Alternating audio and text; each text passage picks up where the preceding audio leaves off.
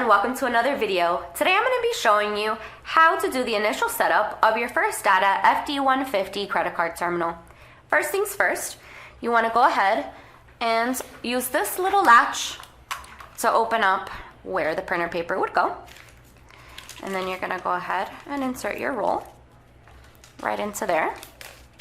Close the latch back up, and that's ready for you. Next, you want to go ahead and remove this back security panel. Just gonna flip it around the back, and we'll remove that until we're done with our cabling. Then, let's put that down for a second. I'm gonna go ahead and connect these two together.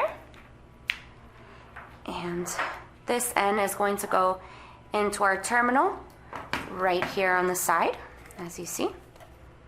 Right here into this little port right there. And there we go.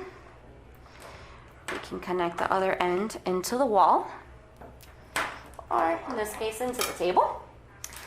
And last but not least, if you saw our FD-150 credit card terminal unboxing, you'll see it start to turn on. You'll see that it also comes with a phone cable. It comes with a phone line.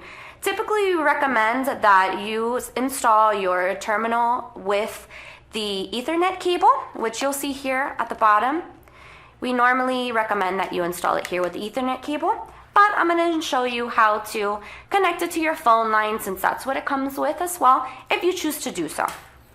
So as you see, one end would go right in here, where your picture of the phone is. And if you don't have nails on, it's much easier. All right. And then, of course, the other end would just connect to your phone line. And as you can see, we have our credit card terminal ready to go.